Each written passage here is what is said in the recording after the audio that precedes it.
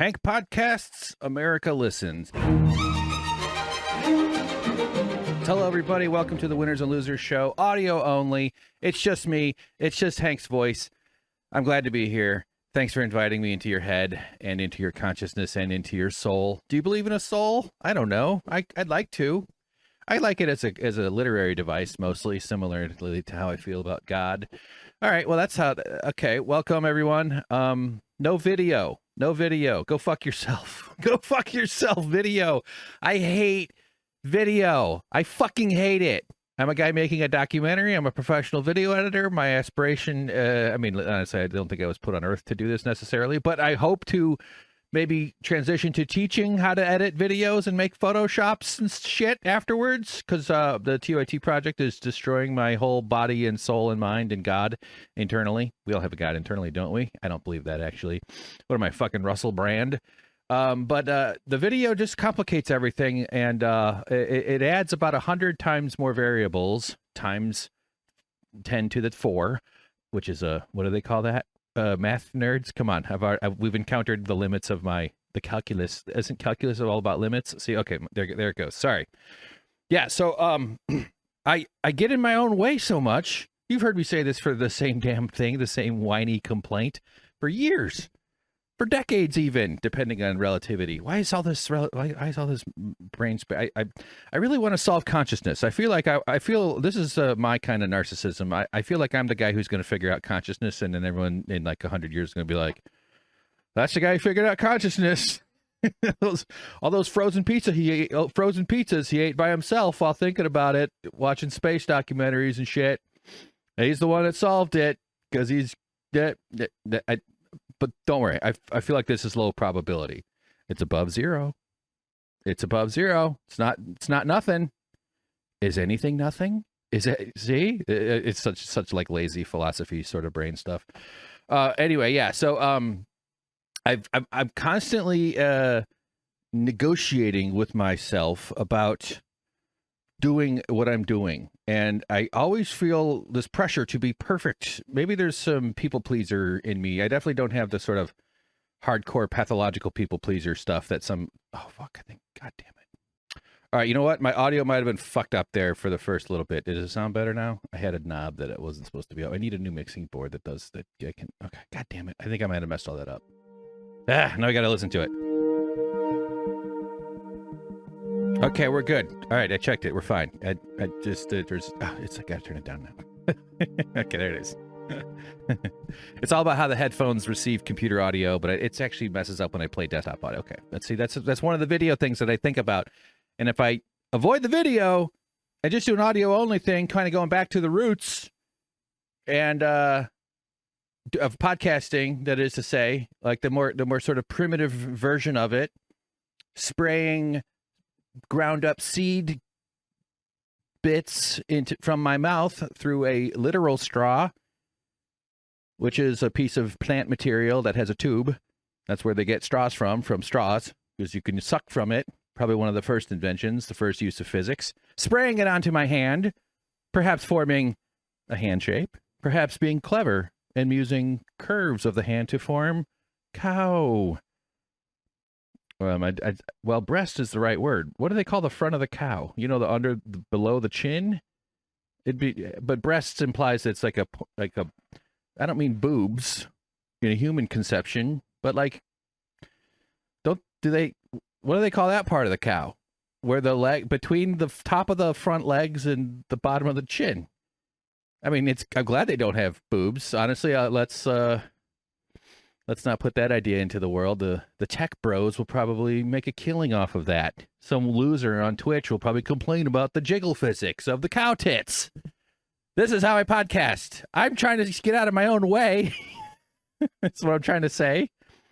With this people-pleasing stuff, again, I don't really think I have the pathological notion. So it's also kind of it's a cousin of perfectionism, that thing where you're highly critical. You're only really good at noticing flaws. And so it paralyzes you into inaction and prevents you from moving forward. And those were trauma-based protective coping mechanisms that your little kid brain, little kid soul developed without realizing it, in order to be safe, in order to have some semblance of control over its terrifying world. Usually it's a trauma to unsafe childhood experiences, chronic stress of parenting styles that might not have been so healthy. Has anybody had healthy parenting, even in the best of circumstances in this fucking society? No! Never! Because your parents were stressed. Your parents were worried. Your parents were fearful. Even in the best possible ones. Yes, I'm sure, obviously, some people do, but I don't think we need to do the parent comparison Olympics here. But childhood stress is, in my opinion, that's, once we figure out everything else, that's the main thing. That's the absolute core root function of what makes progress so difficult, because we get so lost in our own process of repair, if we're lucky enough to even get there, that we never even get to meet our full potential. Even in a fantasy world I'd like to build, I don't think anybody, well, not anybody, but I don't think it's ridiculous to think that literally everybody will reach their full potential. But I do believe we could do fuck ton better than where we are. Way much, a lot better. So what am I saying? When I do the video, I get self-conscious. I have to do all the lighting. I have to do all the, well, it's not like it's that complicated, but, you know, I have to think about what I'm going to show. I got to think about my stupid face.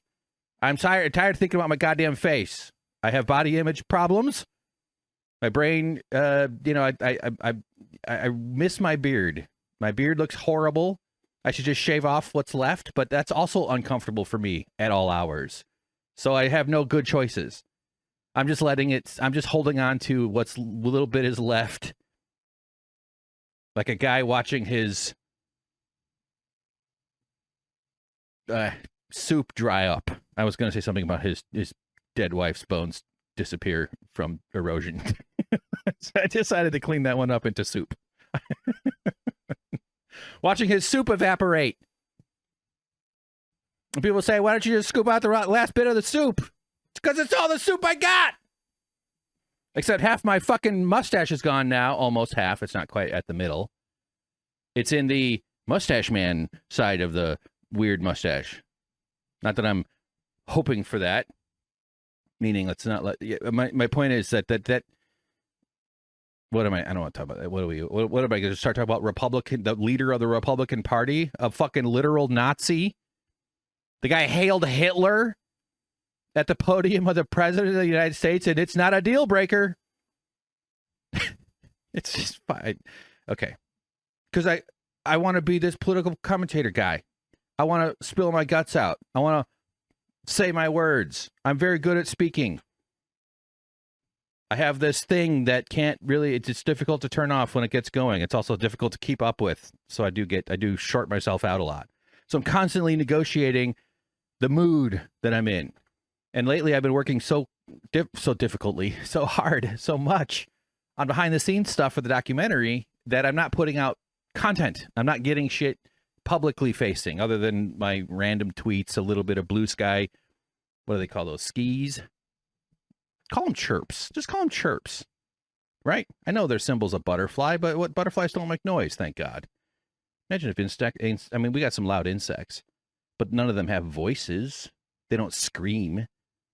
They have like a party gimmick noises. Crickets. They like rub their legs against little, it's like the same equivalent, the same physics behind putting a baseball card in your bike spokes. That's how crickets make noise. Science show, everybody.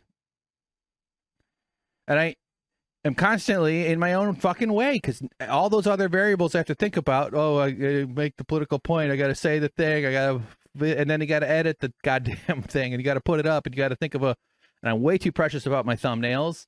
It's not even working. I'm not saying that it's like a complaint about not getting clicks. There's algorithm issues. Mainly the consistency is by far the biggest reason why the videos don't do well overall, because that's what the algorithm really likes to reward.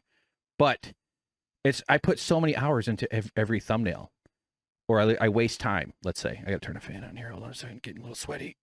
Oh, I'm gonna miss housecoat season. I think we've had our final blast of chilly air here in LA. It was down into the 50s the other day. Some rain. I love rainy, chilly LA. 50s is cold, man. If you don't have a jacket and you're out in the 50s degrees, for my British friends, that's negative 17,000. I don't really know what you savages do with your air. I learned that British people know what inches are. Would you guys not steal everything from us? It's the one good thing we have. What if I was like really devoted to that? I think a metric system makes a ton of sense. Base 10, so smart. Let's all just do that. Centimeters, liters, kilometers, kilograms. Let's go for it. Come on, idiots. Stubborn, stupid, standard, whatever the American version's called. But British people, they know what fucking inches and I don't know if they use feet much. I think maybe they do for height. Are you guys 1.7 meters? I do actually like the 4 foot, 5 foot, 6 foot height. I think that does somehow that, I mean, obviously I'm like inculcated in the American version of that, but like, if something about the 6 foot inch scale, you know what I mean? For like, or sort of standardized to like median human height makes sense to me. More than a 2 meter tall person is like 6'5". Like I remember once reading a Star Trek thing, or no, Star Wars. What's the guy? Who's the assassin? Greedo's dangerous bro. He's like the lizard guy. He was a very cool toy. I'm old enough to have had 80s toys. And my grandma's house was filled with, because she had children in the 50s and 60s.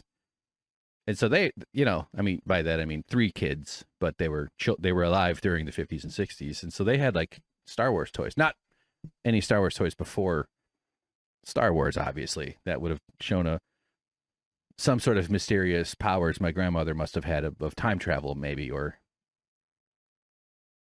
preternatural clairvoyance about the future cultural product. My point is, we had original fucking Star Wars toys at my grandma's house in the 80s. And you know what's gross about all this thought? Because we're all having the same thought.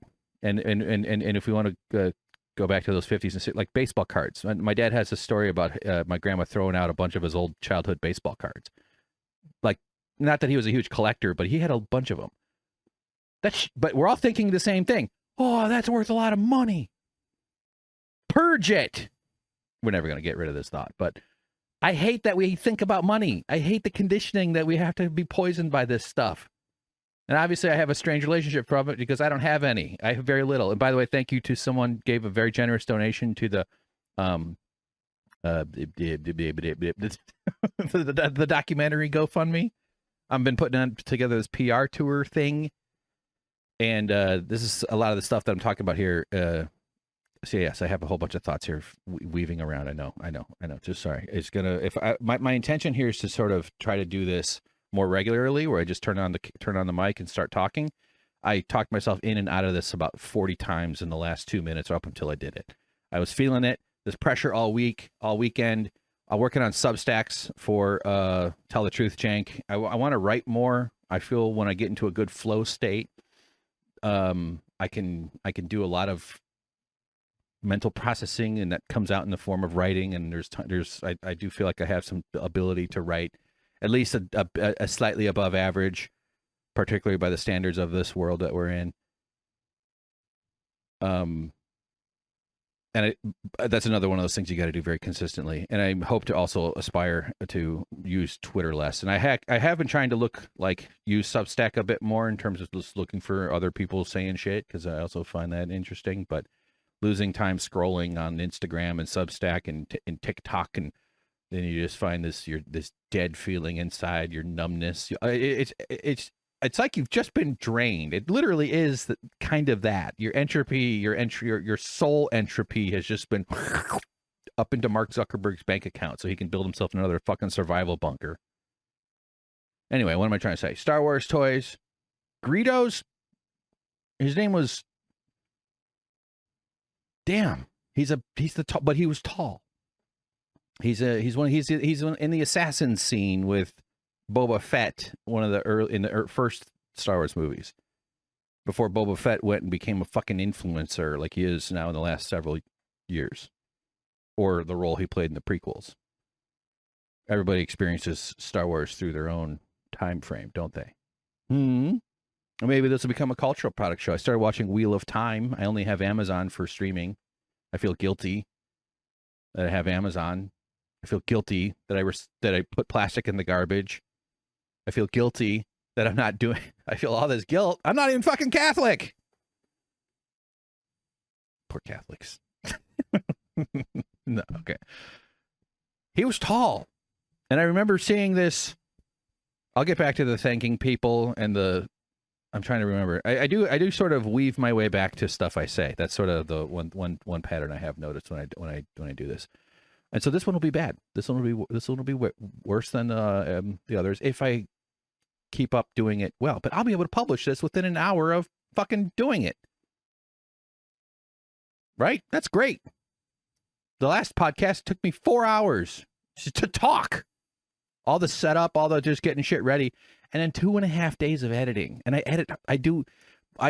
one of the words that's been introduced to me, and I've known this for a few years now, but like it's monotropism. Google it, look it up. It's an autistic brain thing. It's not just autistic people, but it's this notion of having a hyper focus, very singularly kind of obsessively focused on something, but also a difficulty switching to other things.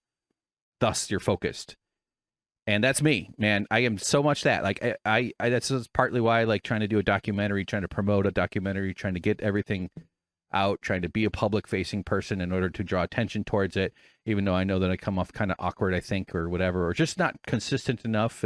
But I also feel constrained by trying to fit into some sort of mold that the algorithms are sort of demanding, or just that I in my own conception of what I'm supposed to be able to do. I think that's kind of what I'm hoping happens with doing audio-only stuff, is that I feel a lot more liberated to just sort of open the floodgates and let this shit come out. That's why I'm sort of allowing it to be a bit of a mess right now, because I'm definitely feeling kind of harsh about how messy it is internally. My little review committee, little panel of judges, like from Twilight Zone or from some sci-fi thing where you're, Deep Space Nine Cardassian court system, or some sort of futuristic reference when they did Gestapo courts in Blue's Clues. Some panel of bureaucrats sitting atop a giant pillar. Not pillar, bureau. There's other words that are probably more accurate. Making opinions, judgments, decisions. We rule. We are taller than you because we climbed some stairs. And our desk is tall. I have the tallest desk in the room. You will listen to me. It's funny that we do courtroom stuff. I should talk about jury duty. That was the whole thing. I'm not going to get into that. I cried. I fucking cried at jury duty. I wasn't in. I was okay. I'll tell that story some other day. I forgot to tell that story back when it happened. I don't do well in the world, man. It's too overwhelming for me. I don't know how I feel like such a different person than I was back in the stand-up days, or back in Chicago, or even in my first few years in LA before shit started to really fall apart for me.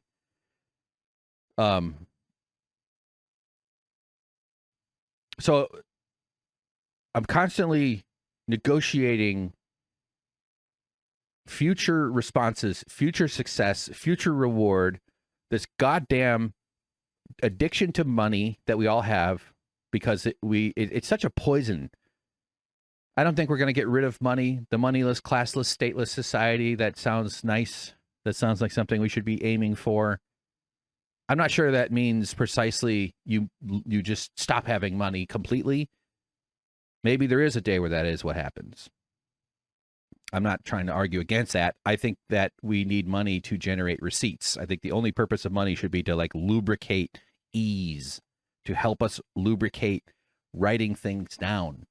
It's good to write things down and keep track of stuff. But this money stuff that's currently constructed, it's the God we have to worship. It's the God our parents neglected us because they had to worship. It's the God that makes us take risks and do, and I mean like dangerous risks, not just like, oh, look, he went up and talked to the girl and then they got married. He took her, like that's the kind of cute risk. Don't you like those stories? Not that, yeah, okay. I'm so fucking horny. I hate being horny. What a distraction. It's a scam. Give me a fucking break. It's so annoying. But hey, we wouldn't be here if we weren't descended from the horny, Sort of just built in. So I'm always judging myself before even doing it. And I got to be in the mood. I got to feel it. I got to be able to switch the focus. And it's actually, now that I'm doing it, I'm getting a little bit more settled in. Not really. I'm honestly feeling pretty self-conscious about all this. But not having to bother with the goddamn camera and setting up the little light thing. I have this PVC light rig thing that I built that has these LED kit things that you clasp them. Use little clips that like you can build your own little LED tape stuff. Pretty. There's a million of them on Amazon. I've had this little kit for years, but it barely works. But it still turns on to like the blue, the blue color that I use. But anyway, setting all that up, all these extra things though, comes with all these failure points, all these extra variables to consider, all these extra possibilities to generate. And so it's nice to just turn on the microphone and just let it rip, and then forget about the fucking whatever I even talked about. Like I know I was trying to thank people. I know I was trying to express gratitude for the support that came in over the weekend for the project. Big donation. Oh my God. Holy shit.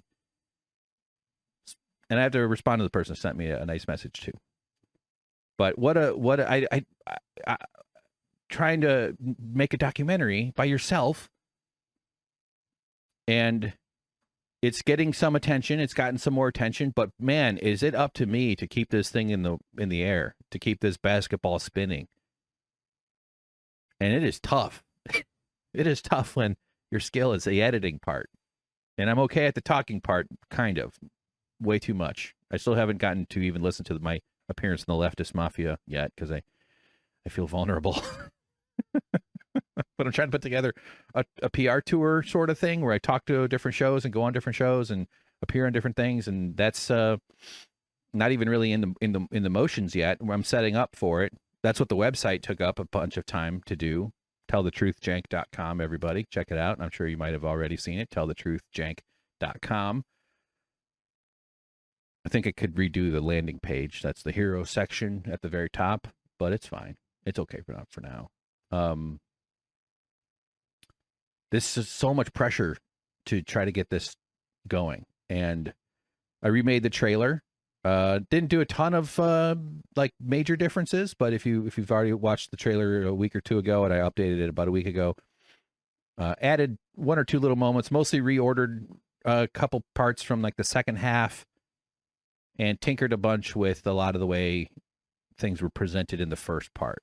And I could have kept going. There was more I could have done, but I did this cool smoke screen thing using a DaVinci effect, fusion effect, their standard kit, standard effects that come through. Really enjoying. I haven't touched Premiere Pro in months. I need to get the full version of DaVinci, which is $300 for a lifetime license ownership of it or whatever. Whereas fucking Adobe charges almost $60 a month. It's such a rip. I mean, the software, you could justify that expense if the company really gave a shit about their people, but I don't need to go off on an anti-Adobe thing, but I need to get back into Premiere because the only project I still have in Premiere is the film, and I still use Photoshop constantly. And I'm really looking forward to that. I want to get the fundraiser done and reach the goal of $50,000, which is, it feels such a ridiculous amount of money to be asking for, even though it's 4 years of work already, and it's a documentary, and $50K for a documentary is not an absurd amount at all. Most of it's going to go to rent debt immediately. I mean, I don't know if I'm going to do it all in one giant payment. We'll probably figure out the best way to like parse that out somehow. I don't know. We'll see. But that's what it's mainly for, to pay for the living that I shouldn't be allowed to have, that I've already done. And move on to something else. But I'm really, I have 20 years of experience using Premiere Pro, and I hate that the company sucks so much because I also want to be a teacher of it and do tutorials. But I've only been using DaVinci and learning a ton in DaVinci and developing, processes for myself and for how I edit stuff and using DaVinci and shit. What the hell am I even talking about? Why the hell did I feel like I've walked into like a really boring room. So thank you, by the way. Just so much gratitude to everybody who's contributed, who's supported, who's and if it's not money, that's okay. I'm not trying to make anybody feel guilty. We're all humiliated by this shit that poisons you if you have too much. It poisons you if you don't have enough. You have to spend your life worrying about it, thinking about it. It's just such a tool of control. It's the final boss we have to slay. And we're building a world where we can have the conditions to even imagine collectively deciding that this stuff is not good for us anymore. If Elon Musk isn't an indicator of that, I don't know what is. My God. The one service this fucking asshole is doing is at least unmasking the mystique and the facade that of billionaires are these the wealth worship in this country, this assigning positive characteristics to people because they have money is such a cultural engineering win for the ruling class, and clearly a deliberate thing set in motion many, I'm sure it has like its deep roots way back through different eras of history. At least the dominant narrative makers, the European psychos. What a fucking disaster. Nothing worse for this world than European colonization. That really was just like a big switch. The entire world got ruined. All these cultures were decimated. Stolen, robbed, killed. Just wealth, just rivers of wealth flowing towards the inbred sociopaths. Disgusting. And we're still in that. Capitalism is what you would do if you were challenged to destroy a planet in under 1,000 years, and we're about 400 years ahead of schedule. Great job. If there's one fucking, gonna try to swear a little bit less here, guys. Sorry. If there's one goddamn race gender combo that shouldn't be allowed to have power, it's white dudes. It's the one we've tested more than any other. I'm not saying that's what explicitly I'm for, but I could make a case. Because we fucking tested it. We have data. Not doing a great job there, white dipshits. I wouldn't put myself in power. Although, to be honest, I'd be one of the more thoughtful types. So, this Star Wars character, I know it's not Greedo. It's not Morn. That's the drunk, beloved barfly from Star Trek's DS9. Great character, by the way. I really want to do a montage where I record every instance of Morn in the show, and then just like it'd be like 20 minutes. Be pretty good. There's a whole episode about him too. He's like a ladies' man who has a lot of money and pulls schemes.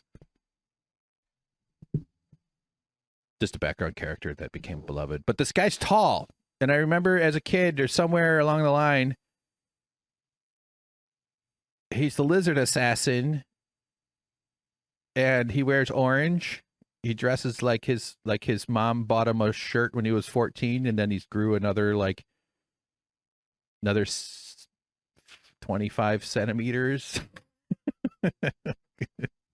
Because I saw his description. You know that moment in your life where you start reading, like I wasn't a comic book kid, but where characters go from being on a movie to being in like a TV show or something. Not that every single character follows this trajectory or this exact flow chart, but then he's in a book, or like there's a book of like this gun weighs 14 ounces and shoots the silver ions at its range is 400 meters.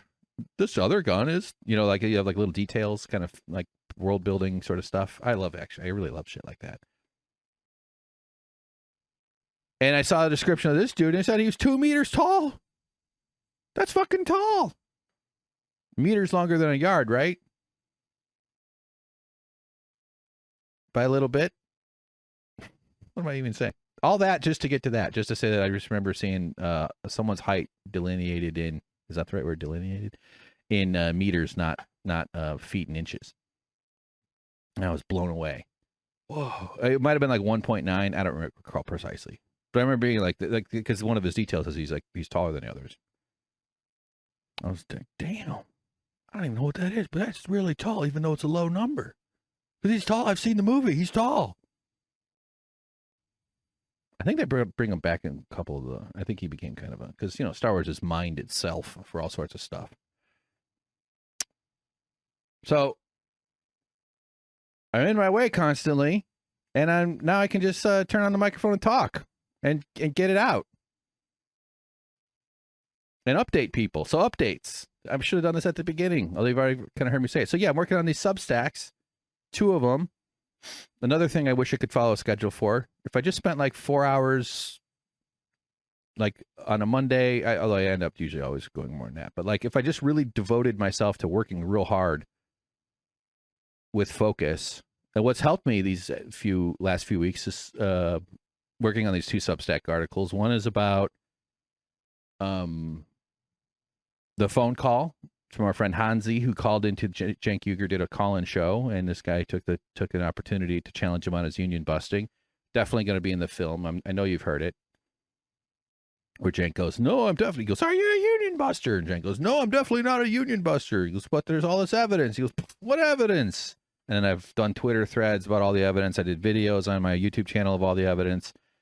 But I needed a Substack for it to sort of list it all. But it requires me to like make these tweets. I was screenshotting tweets yesterday and then putting them in Photoshop to delete shit that I don't like. I don't mean deleting any information in the tweet. I just mean like the side, like to size them all up the same because I can't do the screen. It's this whole process. I can do it efficiently, as well as all this other stuff that I add to it. And so I want all the evidence showing that the guy's a union buster in one spot when I send out queries and booking requests to other shows. I can share this information and they can see this activity, or, you know, they can see the articles on Substack, because I haven't updated it at all. And I've been seeing some activity on there, meaning people, I get emails when I get a new subscriber on Substack. None of it's paid yet. I do want to turn on paid in case people want to support through Substack. That would be really cool. I feel like that might be a better medium for me. Might even do audio sort of stuff on Substack. I have Tweet Brain, where I think I have a thought and I got to get it out. But my thoughts are always like enough for like a 6-minute audio thought, not a. And then I try to condense it into tweets that I think are going to go somewhere, and they never do. And then I get this dopamine deprivation brain thing too, which I'm sure I have untreated ADHD as well. And so I just think Twitter is really bad for me. but I feel like Substack could be a better way, a bit of a slower sort of. You don't get the same immediate lack of response you get on Twitter. They really hit you with that gambling thing where you refresh, either on your phone or on your desktop or whatever, on your tablet, and you don't know what's next. And that's that randomness of addictive stuff that hits your addictive brain. And I have an addictive kind of personality too, so not good for me. Thus the scrolling, thus the constant refreshing, thus the, oh fuck, I said I would stop an hour ago, and okay, I'll just do another 5 minutes because it's like 6:24, and I'll go till 6:30, and then all of a sudden it's 7:15, and you go, oh, I'll go till 7:20, and make a hard stop there, and then but so I did get persuaded. Okay, I'm waving my finger here. I think I do bad finger waving. I wave my finger when I'm trying to like remind myself of something. It's more of like a I have to like pin this, hang a lantern on it, as our Lord and Savior Chris Hayes likes to say. I heard him say it once. I don't know why that's in my brain. But I was having a conversation with somebody, and I started doing that, and I thought I was waving my finger at them, and I was like, I think I'm not. I don't think I meant it that way. I didn't hope it wasn't interpreted as me being finger wavy. But it is one of those things, waving around a finger. Depends on which finger, but obviously we all know it's the index finger. Arguably the most important finger. Unless you're married. So, what was I saying about fingers? Waving fingers?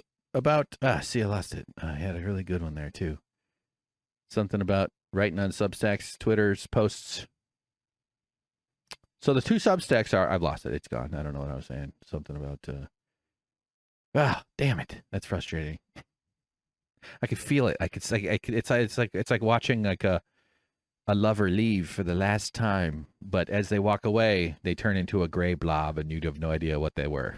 But you're just like, come back. Well, you're just a gray blob. What the fuck? Your absence is felt, but your presence is unknown. So one of the Substacks is about Cenk being a union buster. I spent a whole bunch of time making this on a graphic for it. Just like cover art is that's not even the right necessary, but it's Substack will take whatever's first on your stack of stuff, and then that'll be like what's seen in the thing. So, really interesting moment, and Cenk immediately gaslights about because we have a union, it couldn't possibly be a union buster, and he very cleverly sort of avoids.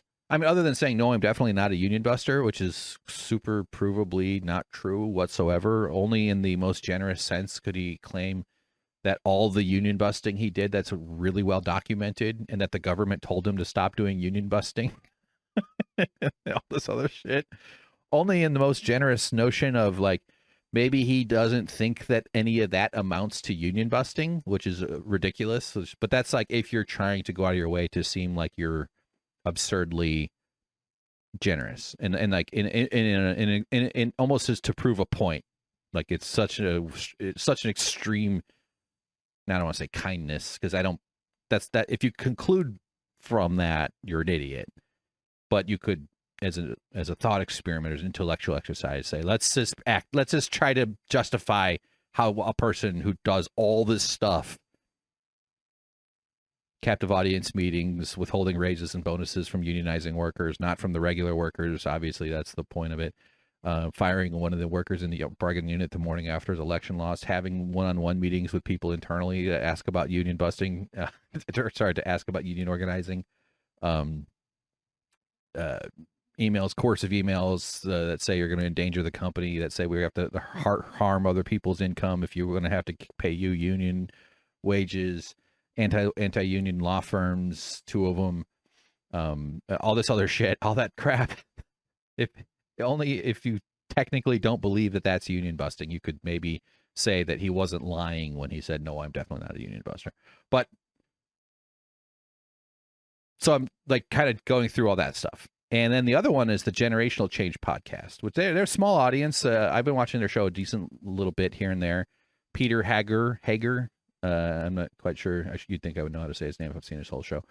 But and Jen Perlman, or is it Perlman? It's Perel. So Perlman or Perlman, whatever. But she was a congressional candidate in 2020, I believe, in Florida. She ran against Debbie Wasserman Schultz. So she has kind of Cenk and her are sort of peers in that sense, in a way. But they're like, they use phrases like class war and class struggle, and like they're not. And he's in commercial real estate, and he brings that up a lot. The Peter guy, so he has some money there in that sense. And you know, it's not someone's the individual side of this world where we judge people for how they make their money and what they do. At least he's going on does a podcast where he, you know, argues in favor of worker rights and class struggle and stuff, and they interview people. And anyway, the point is, they had Cenk on, and it was very friendly. And the way Peter set up the question was incredibly friendly. All right, you know what? See, let's complicate it. Let's because this is actually something I was going to do anyway. But I think all I have to do is play a YouTube video, right?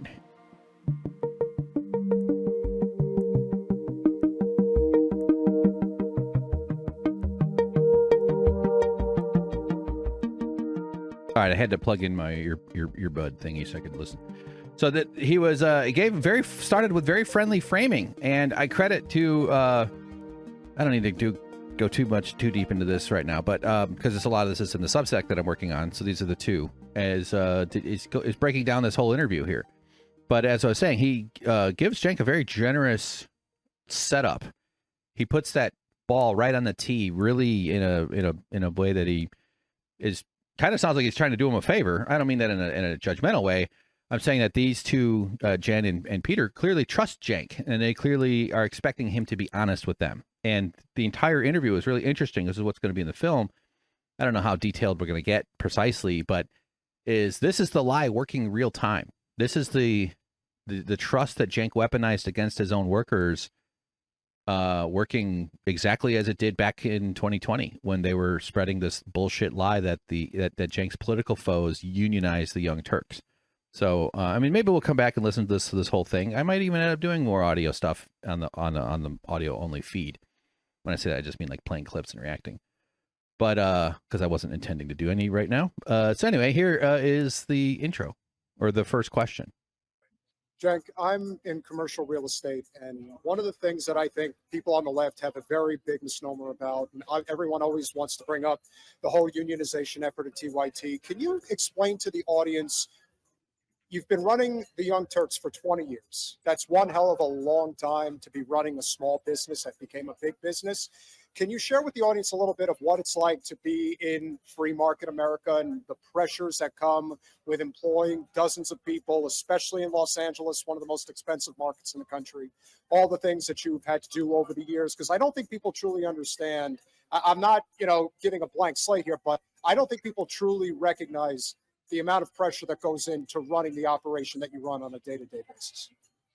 Oh yeah, I mean, really, friend, like really, you couldn't give a easier, like, there you go, there. That's, say what you like, you know what I mean? Like he's taking a kind of a, help us understand, how to tell the audience the ways that you've been misunderstood, the way people don't really understand how difficult it is to make the decisions and the pressures you have to face. I mean, you just heard it. I don't know why I'm trying to summarize it, but so, very friendly. I don't know, and I'm not even trying to say I'm suspicious of this or something, but they might have broached the topic before and said, hey, would you like to address the union thing? Or we keep hearing. But people in the chat were calling him a union buster, which is interesting. And so Jen actually brings that up later on. So let's just listen to Cenk's response here first, just to get a sense. He'll refer to his enemies, because his whole deal here, and again, we're not going to do the whole thing. I really want to. I'm really trying to pull back here. Because we're getting close to an hour. His whole thing here is that he blames people who are misleading. Like, well, maybe we'll play that one. Okay, all right. See, now here I am. God damn it, it's creeping. It's bloating. That mission creep thing. It's all just blooming into this bigger thing that I don't want right now. But here's Cenk's response to the opening question. Social media is a nightmare. Almost all of the people who try to do what we're doing, because we're not just one individual show. That's a little bit easier to pull off. We're trying to build a network so that the left can have real power, so that we can affect the national conversation. We can influence. Except if you weren't a fucking union buster, you wouldn't have foreclosed on having real power. The one actual source of power in the country strong enough to make major changes from a leftist perspective, from the left, is labor. Immensely powerful. Cenk could be a global superstar of labor if he weren't ideologically incapable of understanding or of evolving towards it. As that's why he's rooting himself back towards his conservative roots in the right-wing turn that they've been doing lately. He can only reverse down the one road into the cul-de-sac that he carved for himself by staking out quote unquote progressivism as in opposition to George W. Bush and Obama style neoliberalism. But anything lived, because remember, if you're hearing this for the first time, the reason we unionize is because Cenk had me classified part-time while I worked 40-hour weeks for zero benefits at $21.63 an hour, living in Los Angeles. So Peters, says it's expensive to live here, or so. I don't remember precisely what he said. And Cenk told his audience that his political foes manipulated us into unionizing in order to harm his run for Congress, which is an absurd and it's a slanderous lie about a story I lived. That's why this is personal to me. I'm saying that for people that have maybe you're not all that familiar with this whole deal that I'm doing with the film, with the documentary. So that's bullshit. But here comes the enemies part. People in our direction, which is left-wing populism, right? The Bernie Sanders, Except he's not for card check. He's explicitly said he's not for card check, even though Bernie Sanders is. He loves to invoke Bernie Sanders, but it's agenda overall. And so I worked for the guy for zero health insurance for 12 months, doing the same job as other people who were classified differently, and they got health insurance. No paid days off, no bonus, no health insurance. For 7 months, I was independent contractor. I asked for redress. They changed it to part-time. The motherfucker had somebody called part-time while they worked 40-hour weeks for zero benefits. And we unionized to stop this. He doesn't believe these principles. He'll go on and on about paid family leave. He'll go on and on about universal health care. People, you know, how the barbarity, how barbaric it is that we let people die when they don't have health insurance. I've got videos of him saying, you know, everybody, if you're at all familiar with his politics, you've heard him say that shit for years. And so I'm working for the motherfucker, doing video editing, hearing him say shit like that, as well as just having the log in my brain from being a fan since the the mid 2000s or whatever. And I got paperwork in my desk that says no benefits. He doesn't believe it. He doesn't believe it at all. Otherwise, he would go out of his way to make sure his workers had the most basic level of health care, health insurance. Instead, he uses classification to deny benefits. So I didn't get paid days off. Nothing. And then unionize, and then he lies about it because he doesn't want people to find out the story that you just heard. So here's the enemies part. When you're trying to do that, that is very, very difficult, especially in a brutal industry where every other media company has gone bankrupt.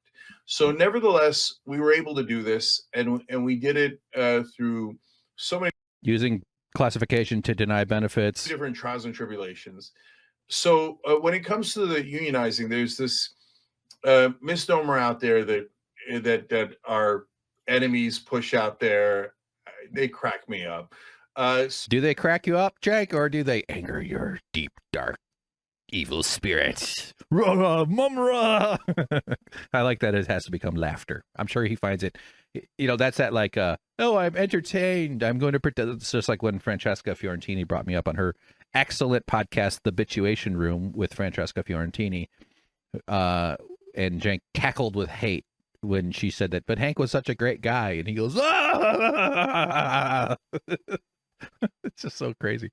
So he says it's this misnomer that his enemies push out. I'm pretty sure he's just referring to me as his enemies. I'm definitely by far the strongest, biggest, most high profile person pushing out a story about their union thing. It would have all just faded into the mists of history. It would have been occasionally mentioned in the comment threads on Twitter, maybe occasionally on a Reddit post, you know, but I'm a fucking aspiring filmmaker who was in the middle of this whole weird, crazy drama, and I'm making a documentary about it, and it's absolutely killing me. And so please go to tellthetruthcenk.com if you'd like to consider supporting. Please, I need to finish it.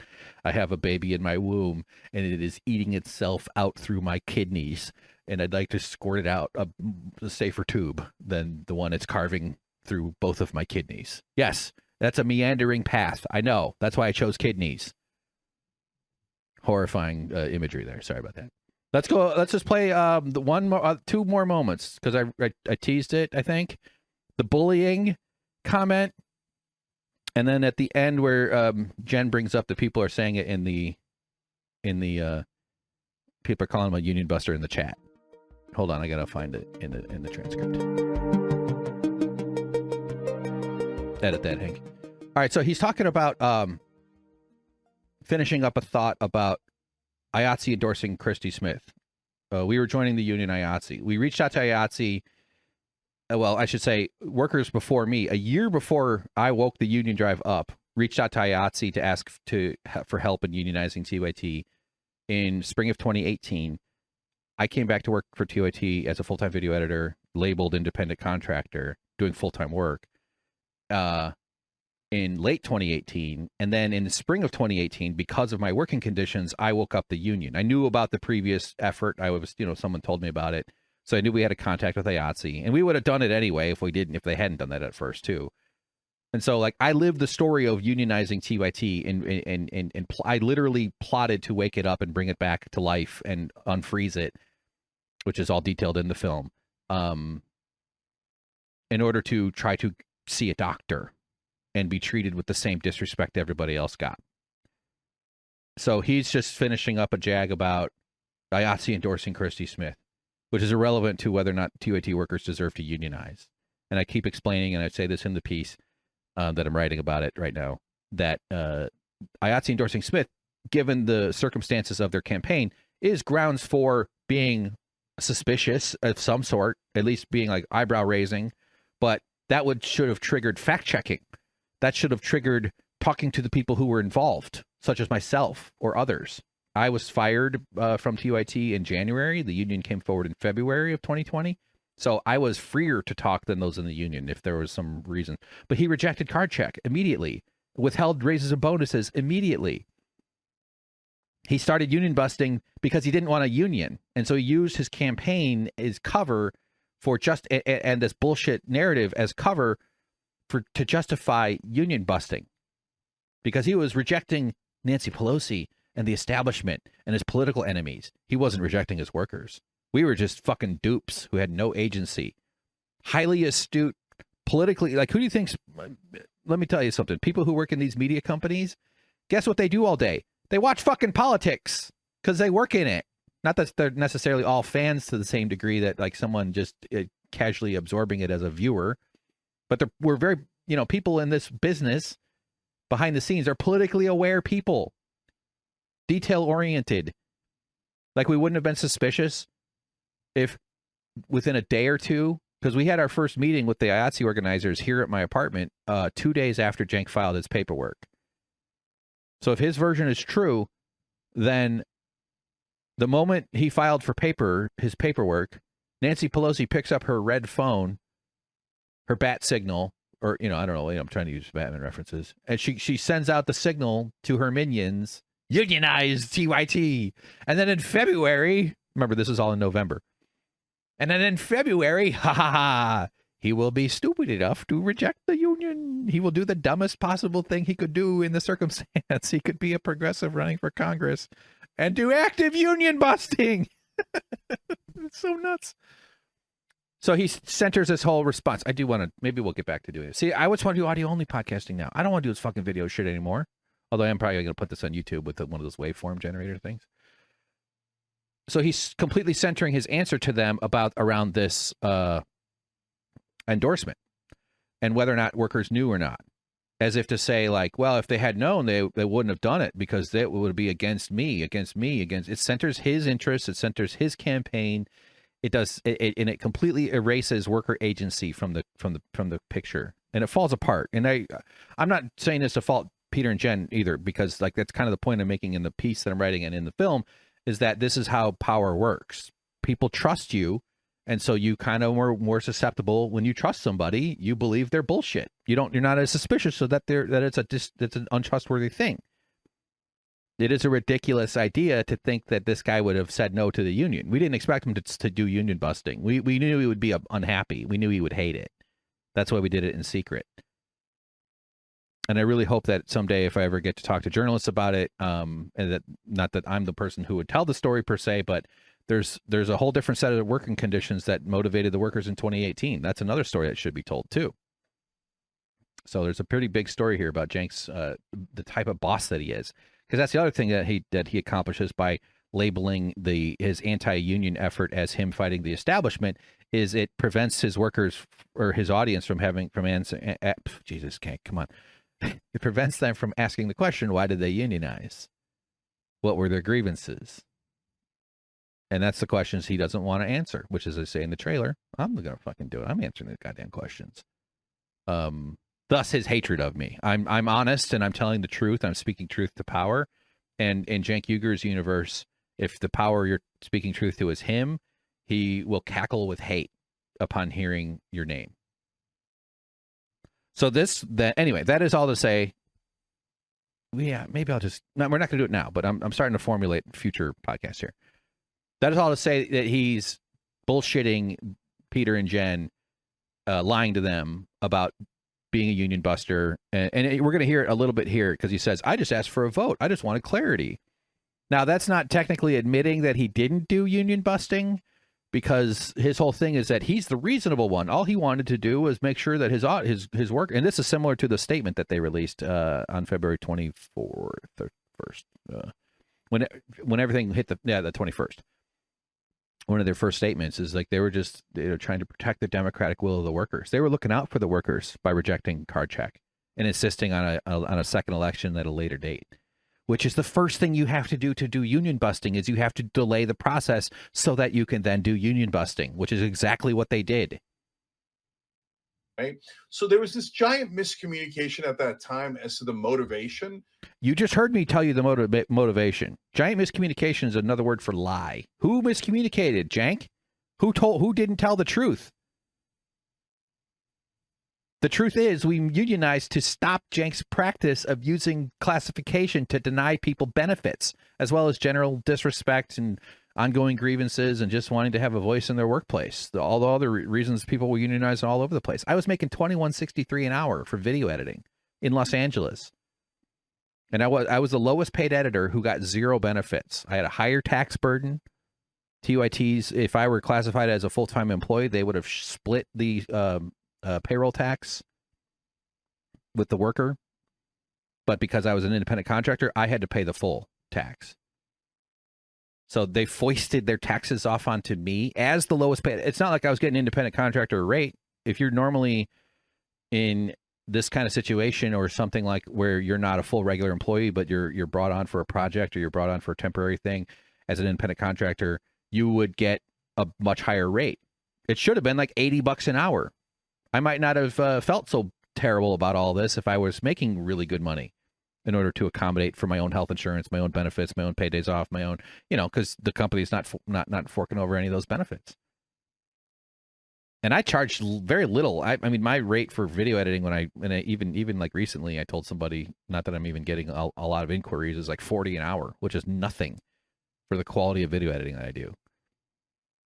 I should be getting a lot more than that. Inflation, baby. I want to buy my girlfriend an omelet, a luxury. I don't have a girlfriend. They made scrambled eggs a luxury item. Anyway, sorry, that's a side point. So he calls it a giant miscommunication as to the motivation. So he doesn't tell them the motivation. He's giving them the impression that the motivation was somehow this IATSE endorsement. I don't know. Maybe it's because one of us wanted to see a fucking doctor at your shitty workplace. I mean, come on, dude. If being classified part-time, and I have proof of it on Substack, if TYT's threshold for full-time labor to be considered full-time is if you work more than 30 hours. So under 30 is part-time. He called me part-time while I worked 40 hours. That's also all proven on Substack. I have all the information, and TYT has all the exact same information I have too. You notice how they haven't addressed it? You notice how they haven't come out and said, oh, Jesus, Hank guy's off his rocker. It's unfortunate that he's spreading all these untruths. Look, here's the proof that he's wrong. No, their only move is to hope nobody brings it up because they know I'm right. They know they can't argue that it's okay to classify somebody part-time while they work 40-hour weeks so that you can keep their benefits. That's exactly what happened. That was the motivation. And you know what else motivated us to unionize? I'm a loud, whiny little motherfucking bitch. My coworkers are tired of hearing me complain. I mean, I'm saying that for humor, but come on. I mean, I'm the wrong guy to do this too. All right, so I know I keep delaying. So that's him saying that, but then now here he reiterates that, hey guys, can you have a vote? Listen to how reasonable it is that he just wants a vote, just a little vote. And so what I asked for was, hey guys, can you do a vote? And by the way, there was a couple. Here we go. This is the bullying part. But hey guys, can you do a vote? They did a vote. They had an election without your fucking knowledge. It's called card check. Bernie Sanders is a huge proponent of it. You rejected it. You rejected voluntary recognition. I gotta stop saying the "you" part. That just ends up in weird territory there. So he's lying to them. He's making it seem like it was a totally reasonable request. Now, they didn't push real hard on it. She does react to what people are saying in the chat, which we're going to listen to. But this is the part that I really wanted to listen to for y'all. He accuses the unionizing workers of of bullying other workers by speaking for people. So I don't know who these people he's referring to are. I'm not sure who they are. I'm not acting like I was privy to literally every interaction. By the time I was fired. We hadn't actually expanded a ton. We had expanded the bargaining unit slowly because you kind of you strategically pick people that you want to talk to and you have conversations with people. Nothing I experienced in terms of my conversations with people, and I didn't do a lot of it either, by the way. I was very instrumental at the beginning, and none of it required persuasion. We just all listened to each other because we all had our issues as far as the core group. So listen to him. So he says that unionizing workers were bullying other workers, but he does it by relaying what he says so someone else told him. And Cenk Uygur is not a credible person on this story at all. He is very incentivized to lie. So take that with a gigantic salt mine of salt. People that came up to us and said, hey, we're going to back up 5 seconds just to launch into a little bit. And by the way, there was a couple people that came up to us and said, hey, we didn't want this, and they're kind of bullying us, right? And I don't mean IATSE, I mean some other folks that were there at the time. And so who are these other folks, Cenk? I'm sure he means me. I'm sure he would try to paint me as some sort of nefarious actor. I got along with everybody. I would walk around doing fart noises with my armpits. No, I wasn't that guy. Why did I say that? But I got along with the crew, the stage crew. I'd love to know who he thinks was doing the bullying. I don't know what the internal environment was especially once the union came forward. I have, as I talked to Dan from the internet, former TYT employee who was there at the time, said that TYT pulled him into a one-on-one meeting and asked him about the unionizing. And he was a producer, so he was excluded from all of it. He didn't know anything about it. They had no business doing that. The bullies were Cenk and his health insurance executive lackey, Jack. The guy he was a health insurance executive for 12 years before he joined TYT and brought corporate structure into the Young Turks, which it needed. His LinkedIn used to be public. It's not anymore, but it's in the film.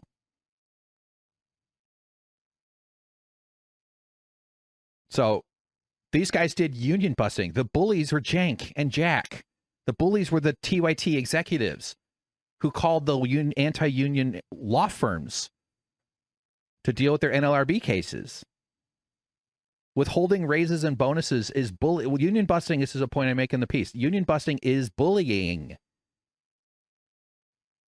It only works because it hurts people.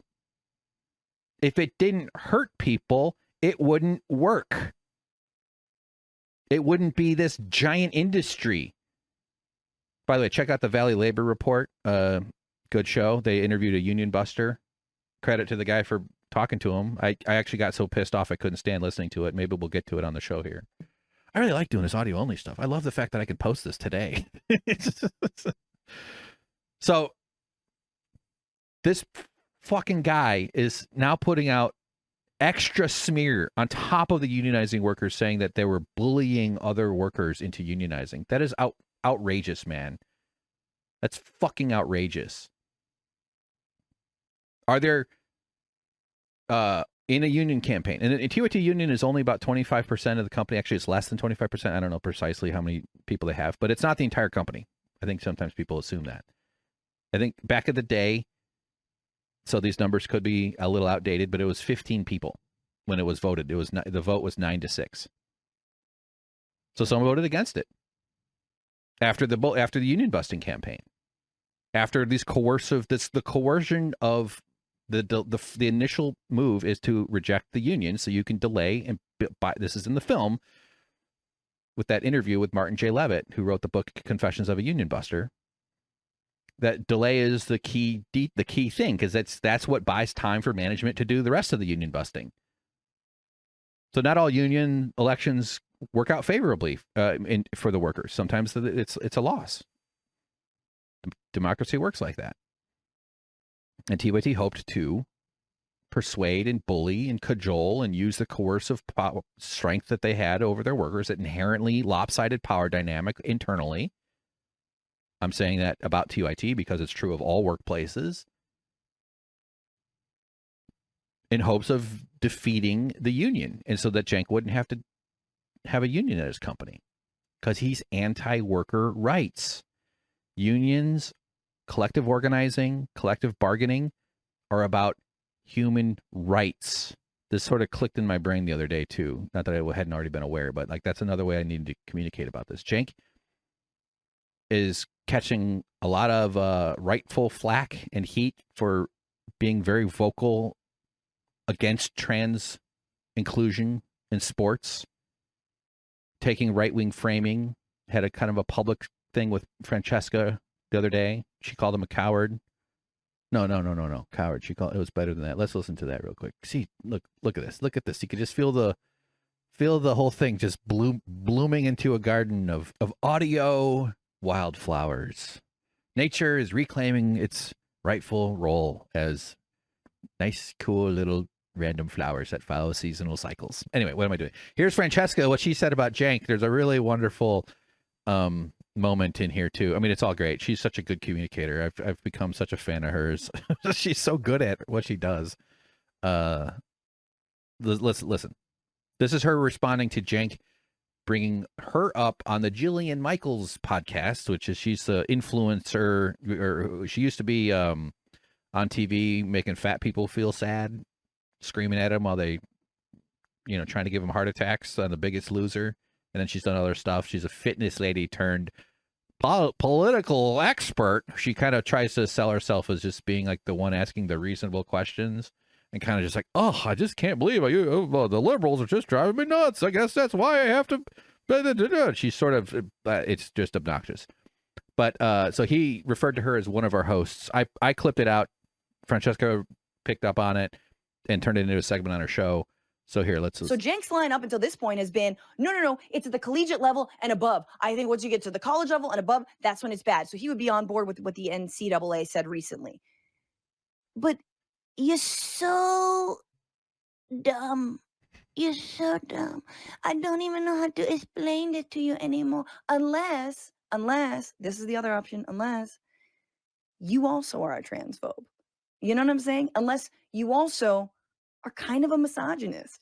Unless you also are like, yeah, man. By the way, on the misogyny, wait till you see the full version of the film. Oh boy. I'm not going super deep on it because that's not the point of the movie, but I am going to do like a history chunk in Tell the Truth, Cenk. That it's going to be centered on my own embarrassment, honestly. I was a fan of his back during his peak misogyny days. But it's all about appetite for him, all about his appetite. And it's a lot of really gross stuff. So let's continue. And men just kind of like can rock on women, you know what I'm saying? Like they strong and like Messi would score 20,000 points. Like this makes no sense. No one is giving you props. No one is giving. This is the same person who told me that as long as they're deporting the criminal undocumenteds, that's all hunky dory.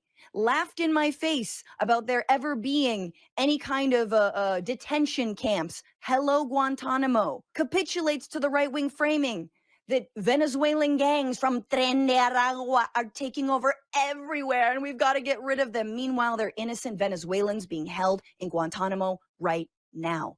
What has it got you? What did it get you? When you go and fucking share a stage with Dr. Phil, what did it get you? Nothing. You know why? Because you look like a bitch. You know what I'm saying? You look like a bitch. That's what it is. Like, that's just what it comes down to. You don't look like a fighter. You don't look smart.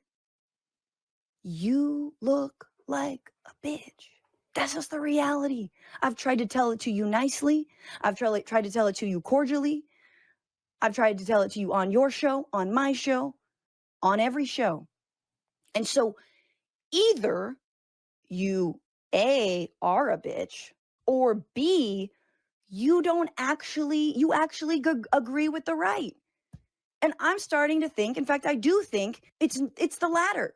And again, it's okay to be a centrist. It's okay. So Cenk's line up. I love that. I love the way she says that. I even made a shorter version just of that audio here. Let's just listen to this. Because you look like a bitch. You know what I'm saying? You look like a bitch. bitch. That's what it is. Because you look like a... That's what it is. I love that. It's so good. Yeah. Well, okay. Since we're in the media portion of my Twitter here, I did also post some Cenk from before. Some of the ways he would speak about women, speaking of appetites, and content warning, the T slur will be thrown around. I was wondering if it was photoshopped, right? But it turns out it's not. She's real, right? So there's no debate. I'm ending the debate. I don't have my gavel with me, but I'll use my fist. 9-9. So it's a cheerleader who had really big muscles from 2012, the story. The title is World's Strongest Cheerleader. And of course, world's is plural, not possessive. Didn't do the punctuation correctly. 9! No way. No way. Not even close. No way what? Like there's a Not debate. even like I'd be worried that she was going to break something of mine during sex. And I'm much more worried that she's going to pull out a jammy on me. She actually A jammy he's worried about. doesn't. Oh, yeah, she does. Never mind. I was going to say she doesn't look so bad in that picture, but this one. Oh, no. Oh, there's an excellent chance she's a male. No, okay, look. Here's the thing. I'm not going to go quite Look as at far. how long her arms are. I'm not going to go quite as far. By the way, the photo of the long arms, the other this person is posing like two cheerleaders. They each have their like bicep muscle pose. They both have really long arms because it looks like a fisheye lens picture, by the way. Like it's clear because the other one also has super long arms. It's just like strangely because their elbows are sort of frame to frame. Anyway, but that's not the point of that. As far as you Oh, have. I don't want to find out what's under that skirt. Okay, just thing, but she kept injecting herself with Now we're doing a video from 2007. Madonna needs her vitamins! Exclamation point! Exclamation point! Exclamation point! vitamins. Like B6 and B12. Okay, first of all, look at her, man. What's with the, I mean, what are you, The Rock or Madonna? I mean, who's turned on by that tranny look? Really, who? Madonna is photographed wearing a sleeveless black shirt, blouse. I don't know what they call women shirts called blouses or something. But her arms are muscular, and she's thin, so there's a lot of definition and tone. And he says, "Who's turned on by that tranny look?" Who's into it? Who's into the veins in the arm and the muscles and stuff like that? They get sick in the head at some point trying to stay fit. But the women in there are... Now we're doing a story, February 18th, 2008. Solution to prostitution, put brothels in clubs, on the Young Turks YouTube channel. I mean, look, I went there 21 years ago as a 16-year-old. A friend of mine brought me once or whatever. But back then, the women in there were... By the way, good friend, bring a 16-year-old to a brothel. There you go. That old story, huh? atrocious. Okay, just some of the most nastiest women you've ever seen. In fact, the best-looking woman in there by far was a tranny. Okay. Oh, wow. Okay, so you know when a woman looks good? When she looks juicy. That's back to the Madonna one. Okay, we're not going to do all of that one. So yeah, there's so much of the show was about whether he would sleep with women, and that was his way of expressing approval. Was if they rose to the threshold for which he would have sex with them. And actually, if you look on the Wayback Machine and look up Young Turk's lyrics of the original show, there's like the song was like this ska beat. It goes, he rates women, the 5 tiers. I never listened too closely to the lyrics. I have a difficult time processing lyrics anyway in my head. I've always struggled with that. But if you read the lyrics, it literally goes through like 5 different levels and Cenk's reason, or what the hell word am I looking for? Clarity, qualifications, criteria for whether he would have sex with them, from the hotness to the ugliness scale of it. It's just so, it's all about his appetite. It's all about whether, and he doesn't do the T slur these days. And he seems to have set aside, at least publicly, his willingness to express his affection for celebrity stories as based on whether they rise to the level of him wanting to fornicate. It's just so gross. It's so gross. So let's jump ahead now to, let's finish this bullying bit. I don't think he says much more about that. They don't ask him about it. I wish somebody will eventually ask him for clarity. But so let's just click play here, back into the Generational Change podcast, and let's go here. So I asked for a vote, and we got a vote. Okay, yeah. So he moves on from the bullying thing really quickly, but let's just listen to it once more. So what I asked for was, hey guys, can you do a vote? And by the way, there was a couple of people that came up to us and said, hey, we didn't want this, and they're kind of bullying us, right? And I don't mean IATSE, I mean some other folks that were there at the time. And so I asked. So he moves on to then getting back to, I asked for a vote. So he doesn't explicitly deny being a union buster the way he did that one phone call. And they don't press him on this asking for a vote, because you could argue in a very technical, overly generous sense that this is him admitting that he didn't accept it right away. At least they might have been able to say, so you didn't. So but that's why he brought up this bullying bullshit, because he was using that to say as justification for why he insisted on delaying the process, even though he doesn't phrase it like that. All right, let's jump ahead to the part where she brings up that the chat is talking about him. And then we'll end the show. I don't want to make this too long. It's already longer than I wanted. Here we go. You don't really want to work anywhere else. And I'm super proud of that.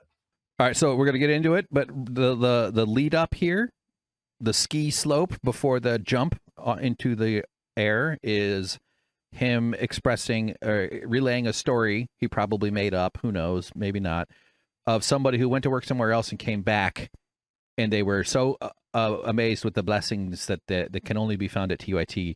The quality of his bossery is what he's talking about. Similar to in the Francesca interview, where he had his big meltdown screaming about someone that left and came back, and they were so grateful to have such a good job as TYT. Remember, the reason we unionized is because this asshole had me classified part-time while I worked 40-hour weeks. Couldn't see a doctor. I mean, he wouldn't have prevented me from entering a hospital. That wasn't to that degree, but he didn't give a shit at all if I had health care. Days off without money, days off without pay, 4th of July, Labor Day, Memorial Day, Christmas, New Year's, like vacation days, no pay whatsoever. So him acting like he has this great workplace is bullshit. Workers secretly unionized. They tried twice and it worked the second time, and then he lied about them to his audience. Does that sound like a good boss? No. So he's going to finish this little story here. It's so silly. And then Jen brings up that people in chat are calling him a union buster, which I like to take. I'm not taking credit for their efforts.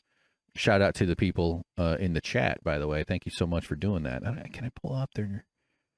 does this show live chat replay? I think it's David Hunter is the name. I want to give you credit for that. Sorry if I don't have it in my brain. I'll see it in the chat here if I can in a second. Just a couple of chats here. I backed up and then it repopulates. But Earth Creature says Cenk is such a sleazy snake. Travers Wolf has spelled with an E, writes, and yet you're still a union buster, Cenk. How very left of you, with the thinking emoji in the middle of that one. David Hunter, NYC, left-wing populism stands up for unionizing. Okay, those were a bit earlier. Here's a few from later on. Earth Creature says he's lying through his teeth. What a GD liar. I assume GD stands for goddamn. That's the assumption. David Hunter says, Cenk, you hired lawyers and fought them for 2 years. So people in chat are pointing out that he's a union buster. Oh my God, TYT is built different. Nope, we got it on fast speed here. Let's slow it down. This place actually cares, right? The other places are nightmares to work for. If you ever worked at TYT, you don't really want to work anywhere else. And I'm super proud of that.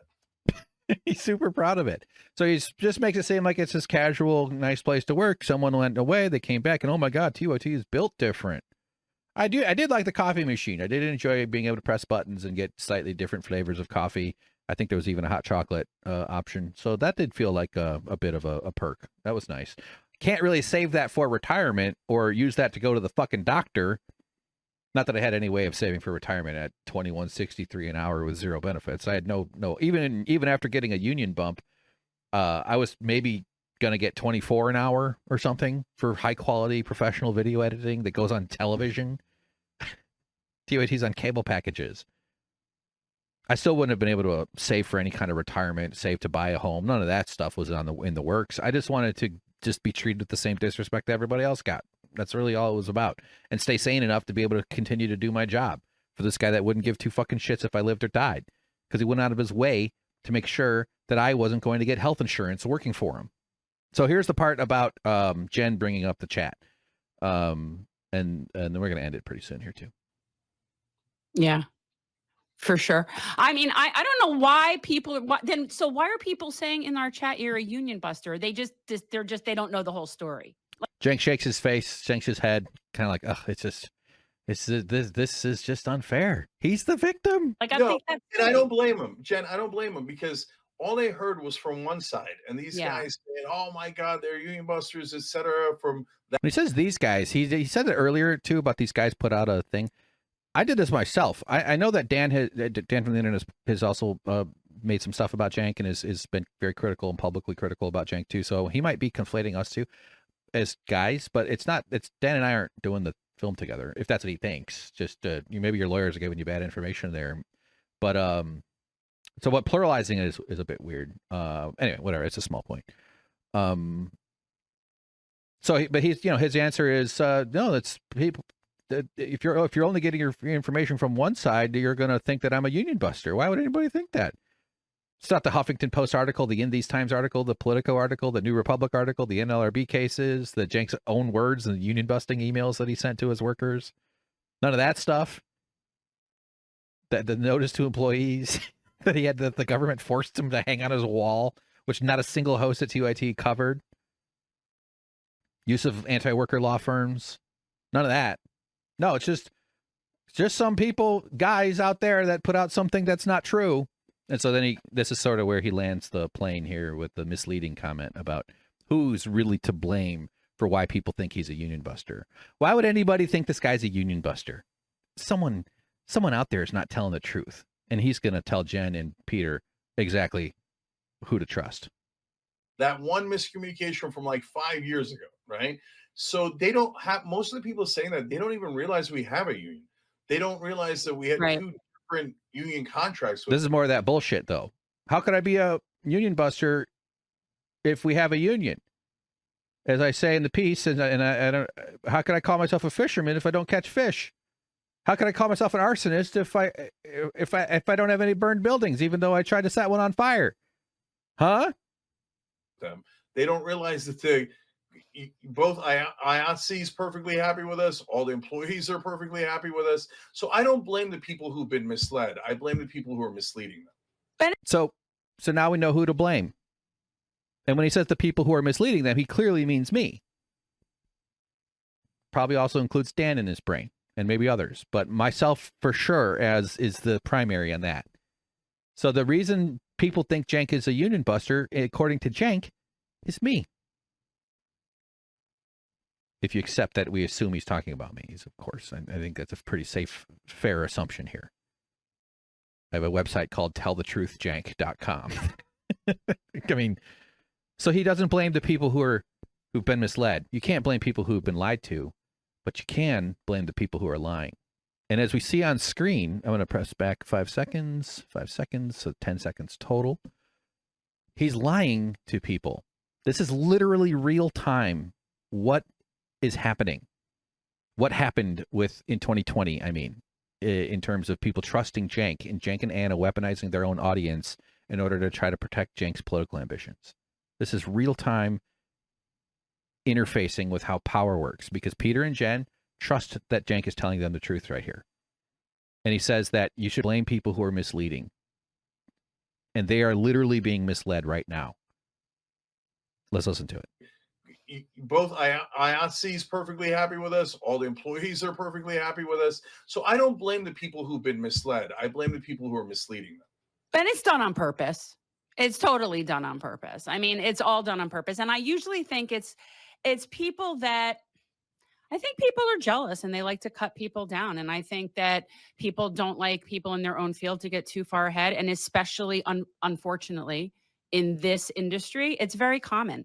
There is so much ego and so much bullshit and so many people can't play nice together that, for a long time, I'm like, I wish there was like this network and whatever. And the reason that I think it's so hard for that to really work is people don't get along for really long periods of time. And Jen, there's also, unfortunately, like both like attention and financial incentive. So she clearly believes him. She clearly, supports and buttresses his sentiment that, you know, and she's familiar with this industry too. I'm not sure how much of a media career she's had. I don't really know her full background, but she ran for Congress and she's been a commentator. And I've seen her show. I quite like Peter and Jen on their show. I've watched you know, other interviews they've done with others and much of what they talk about and stuff. You know, it's good. It's interesting. I hope I can end up talking with them. I'm going to be reaching out to them once I get the piece published about this whole exchange. Actually, this podcast right now is helping me sort my thoughts out for the work I'm going to be working on it later today. And but obviously this is a very friendly space for him to spread this manure. And it's just so stunning. And that's probably the moment that'll be in the film. Even though I haven't been editing the film, I've been brain editing the film over this last year. Is that moment where he says, I don't blame the people who have misled. I blame the people who are misleading. And and it's like, I don't want to call them victims. That's a little too strong for this circumstance. But two people who are being lied to believe that statement that he's saying. Remember, he did not admit that he was a union buster. The closest he came was saying, I asked for a vote. I wanted clarity. He said workers were bullying other workers. He said he centered the IATSE endorsement. He didn't say anything about workers taking initiative. This was a worker-led effort. We did it in secret out of fear. And the union busting, he lied to them about being a union buster. He lied to them about the motivations for the union. And then he has the temerity to sit here and tell them, I don't blame people who have been misled. I blame people who are misleading. As is to say that that Hank is the one who's doing the misleading here. Do you have any idea how little I wanted to fucking marinate in this guy's toxic personality for all these years making this film? My fucking beard fell out. And then he goes on about financial and other stuff about, you know, getting hits off his show. Like, you're a media company. You're the largest allegedly left media company. People talk about your shit. And of course, the Vanguard has crawled into his brain too. And these certainly they're living in their rent free. I don't know why that phrase is supposed to mean something. As if paying rent would be different. I mean, isn't that? I don't know. I just don't know. It's whatever. So in the chat, when you back up on stuff, it deletes the chat, so it only populates when you play, which is annoying. So I might be missing some. But Earth Creature says, we heard the affected testimonies, all caps. He's lying! Exclamation point. Jen, WRH. What does WRH mean? We roar ha. We roar ha. Why don't what's wrong? No, wrong is with a W. Damn, I don't know what that means. And then someone says, Earth Creature watches Vanguard too much. See, so Cenk's got his defenders in there as well. David Hunter, NYC, Earth Creature, at Earth Creature. Yep, he's lying. We've been watching this story for years. And Listening at Work, nice title, nice name, I mean. Union Effort says, union efforts started before Cenk's campaign run. Cenk is lying about the union fight. That's right. That's the crux of it. The crux of it is, I imagine Listening at Work might be a viewer of Winners and Losers, but the crux of it is that the union, if Cenk's story is true, then he has to prove that the union started after he filed for Congress on November 13th, 2019. But in the Politico piece, and was also spoken about to, I think, in the New Republic article. I got to reread them and get solidify this information. So there might be, but it was also mentioned by one of the workers who was interviewed anonymously. I was the only person who spoke, it was an email, thing, but spoke's not quite right. But I used my name in the New Republic. But if Cenk's story is true, then the union started in November. But emails were shown to Alex Thompson by unionizing workers that showed that they had emailed IATSE in 2018. And then emails were shown again when we decided to finally, escalate towards the next step after internally unionizing in 2019 to deal with my working conditions, as well as all the other reasons, that communication started, I think, on November 5th of 2019. I don't recall. I didn't send those emails. I'm not the person that had the emails, but we all made a group decision to say, yeah, let's do it. Let's someone, write the email. Let's reach out again. And IATSE was immediately responsive and welcoming both times. They said, cool, yeah, let's have a meeting. We scheduled the meeting before Cenk announced he's running for Congress. Even if we had communicated with IATSE after he announced for Congress, we still would have deserved a union. That would be a detail we would need to explain, I guess, with a little more clarity, I suppose. But let's just even accept that Cenk's story is true, which it's not. Let's just say, though, okay, nobody at TYT thought about unionizing. No, it never came up, other than the fucking host of the show for years screaming and yelling about how important it is to have collective bargaining. Do I need to play the video? Are you going to make me do it? Am I going to force this into a 5-hour podcast that I really don't? Hank, what are you doing? You stupid asshole. Stop. I'm vamping. Here we go. Listen. We've got to have collective bargaining so you all have power. This is the video that the MPEG 700 Twitter account put out. Motion Picture Editors Guild, Local 700. That's the guild I would have joined as a video editor if I were made it into the union. On March 4th, 2020, about a month into Cenk's union busting campaign, showing Cenk supporting and vociferously defending unions. The person who spoke the most about unionizing at TYT was this guy. The working class should have power. Are we allowed to stand up for working class people? The answer is yes. Yes, you are. You don't have collective bargaining, and you want to go into your boss and say, all right, I'd like a pay raise. You're going to have absolutely no ability to do that. I went to my boss and I said, I'd like health insurance. It wasn't Cenk, it was a meeting with HR. Hey, boss, I'd like paid days off. And his answer, no. But we'll call you part-time. So you won't be an independent contractor anymore. Now we're just going to call you part-time. They could have said, sorry. Oh, fuck, dude, Hank, we're so sorry. They could have been fake and fixed it. Just bullshit me. Oh my God, when did you start? Okay, we'll give you paid days off for all those days. We're so sorry we put you through this. Here's a bunch of money for the health insurance you never received. Here's a bunch of money for the taxes that you paid that we should have been paying. We'll make this right because we believe in our principles. Instead, nothing like that. They changed my classification. They hired me as a part-time worker while I worked 40-hour weeks, still for zero benefits. And that's when the unionizing really intensified in terms of like our commitment to it. Before that happened, I'd already plotted to start talking about it, bring it up again, try to unfreeze the effort. But when they switched me to part-time, it's a bunch of lefties working at TYT. I mean, I don't think you have to have leftist politics to realize how absolutely unfair and ridiculous it is to call someone part-time while they work 40-hour weeks, when your own company policy says 30 hours is your threshold. As the leftist mafia asked me, is that legal? I wondered the same thing.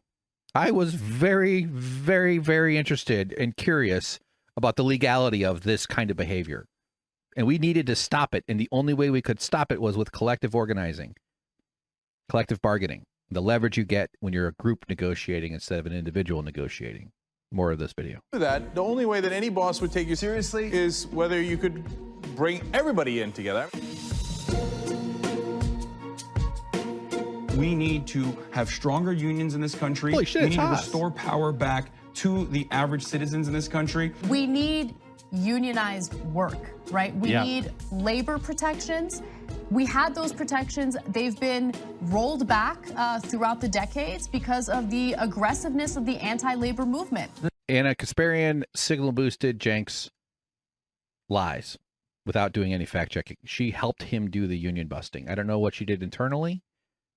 I wish she would come forward and say if she contributed to the cause internally. I think that's a detail that the TOT's audience deserves to hear. And then in the Nomiki Konst interview, which is definitely something we're going to do on this show here, now that we're audio only. I'm still going to get on camera occasionally here and there, but I love this audio stuff. I've totally persuaded myself this is better. Really fascinating interview, but in that moment, she does the air quotes around union busting. and then scolds the left for bringing it up without confirming the details with her and Cenk before reporting on it in any way, as if they're the ones who have authority over the story. We kept Anna and Cenk out of it because they're management, and she is not management. Let me just say, I know I just said it, but she's not. She's very clear about that. But she's the executive producer. She has a unique role there, and she deserves her own representation, which, as is detailed in the film, she has. She has an agent. She talks about how uncomfortable it is to do negotiating. And luckily, her agent does it for her, so she doesn't have to. She has a private union. But she functions as top brass. She's definitely at the higher up of that company. I imagine for herself, she probably feels some frustrations here and there. I'm not trying to say I fully understand the mapping of her power dynamics there, but she's certainly above average regular workers. So I withdraw what I said when I said that she's management. I meant functionally in a sense. And she had the responsibility to not smear the workers, to not help management in its union busting and in its cover-up. Here's Brett Ehrlich talking about union. The wealth gap is so big. The thing that had the most hope to close it was unions. True. I was trying to close the doctor gap. On screen now, it says a majority of the TYT crew has signed cards for union representation. Sorry, they've been putting other stuff I forgot to read. Give me a break here. I'm due. If 50% of the workers in a unit sign a card saying they want to belong to a union, you got a union. End of discussion. That's TYT employee Bernie Sanders describing how card check works. And then a tweet on screen saying that there should be punishment for the companies that don't. If employers refuse to negotiate in good faith, we will impose strong penalties on those companies. Discussion. End of discussion. Headline from Huffington Post: the Young Turks progressive founder urged his staff not to unionize. It's about time that the working class in this country had a little bit of power. What if we were actually the ones that actually stood up for people and stood up for ourselves? There are real consequences. Yeah, Cenk, what if? Can you imagine any reasons why someone at your company might want to stand up for themselves and stand up for each other? Like the whole thing Cenk has always talked about has been hypothetical to him. And a small group of people lived it, experienced it directly under the wood chipper of capitalist corporate rule and exploitation, and they decided they'd had enough, and they stood up to him, and he lied about them. And the story he doesn't want his audience to learn is that a group of people at the Young Turks lived the principles that he sells. He only wants it to be hypothetical. Living it in his company is not allowed to be known, and I think that's why he has so much hate for me, because if people learn the truth, he might have to explain this sort of behavior, and it might feel like accountability to him. That's what's happening. Here's the ad on screen. For employees who even bring up the notion of unionizing, people get fired immediately. Overpower them. Richard Trumka tweet flies in from the center. This is union busting, plain and simple. He says, I call on Cenk Uygur and the Young Turks to follow their principles and voluntarily recognize the card authorization vote of TYT Union. That's going to be in the piece, one of the Substacks I'm posting. And they could bully them and they could intimidate them because they got a lot of workers here and they want to pay them as little as possible. Black and white. When it fades to black, you know you're in trouble. And it says, which side are you on, TYT? Corporate power is, in a sense, oppressing all of us. They have to maximize profit. And so they have to squeeze every red cent out of every single one of us. Us. He loves to include himself in these types of things. Us. Oh yeah, Cenk, you're the one real getting pushed around. 50% of the workers in a unit sign a card, you got a union. End of discussion.